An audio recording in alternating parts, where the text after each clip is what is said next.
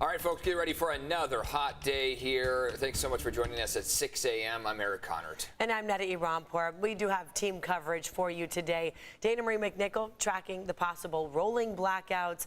Chris Groh breaking down what to do if you lose power. But we're going to start with Evan for a check of that forecast. What can we expect now, Evan? Another hot day ahead for San Diego County. It looks like those temperatures are going to be heating up easily into the triple digits for our inland valleys this afternoon. Along the coastline, we're likely going to be a few degrees warmer than yesterday. Yesterday, San Diego made it to a high of 86 degrees. Today, downtown could make it to 90, but for the most part, we're going to stay in the upper 80s out there. 101 is an average for this afternoon across your inland valleys, but some spots like El Cajon could easily warm to 104 degrees as your forecast high. The mountains sticking with mostly upper 80s, 107 out there for the deserts. Heat lasts all the way through Friday, today, tomorrow, and Friday. And then Friday afternoon and evening, we start to see the arrival of what will be a post-tropical cyclone. Right now it's Hurricane K, but it will break down as it makes its way up towards us. And as it breaks down, we'll see the remnants of it. Some showers, some thunderstorms in the forecast for this upcoming weekend, but it'll take some time to get to us, right? That's Saturday and Sunday mainly that we're watching that wet weather on the screen. So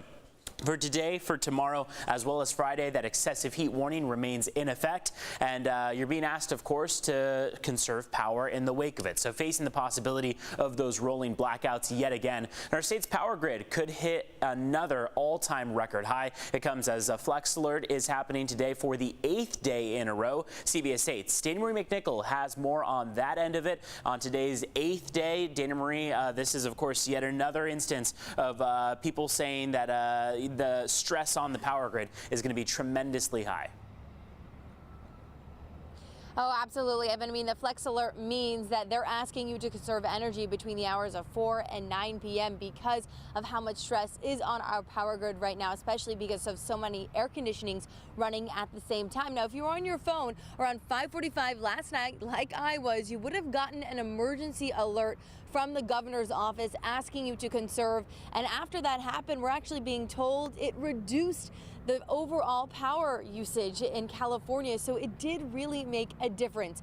Now, we spoke to the chief executive at Ohm Connect. That's a free service that actually rewards you for saving energy. And here's what he had to say. So it's a bit of this vicious cycle where, like, the heat itself causes people to use more electricity. And then the heat also, like, makes the grid itself a little bit less efficient.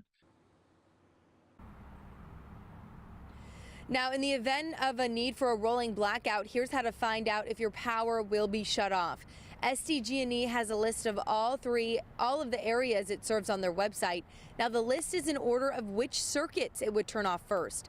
SDG&E says it would begin cutting power from first half a dozen circuits listed on that list. Those circuits would be without power for about an hour, and the next set of circuits would follow.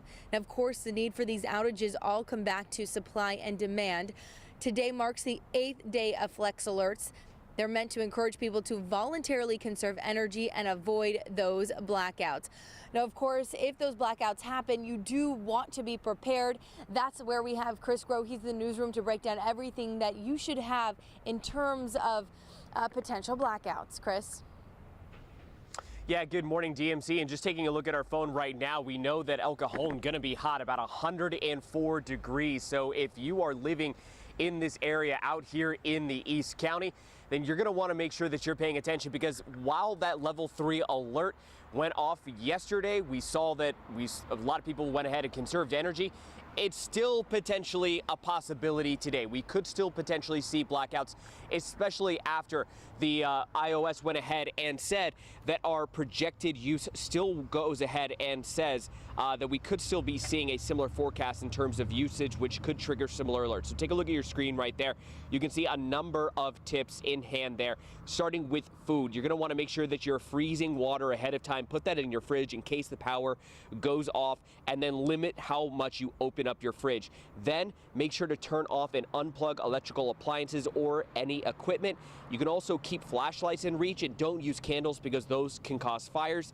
And anything that you may need to charge, including your phone, make sure you get that done. Make sure your phone is charged, because when that power goes out, you won't be able to turn that back on once that hits 0% battery. Now, we went around El Cajon yesterday because not only was it so hot, but it was on top of the list for SDG&E to have those potential rolling blackouts, to talk to folks here about how they would react. Take a listen to what they had to say. We checked into a hotel. So if we have to do that, we were going to do it over the day weekend, but the prices, the cost of staying in a hotel shot up. Yeah, it's hard on the pets. It's really, really hard if you don't have air conditioning. Now, of course, there are a number of things that you can do to prevent, or not only to conserve energy, to try to do your part to prevent the blackouts, but also to prepare in case those blackouts do occur. You can go to our website, cbs8.com, click on that story link for more tips.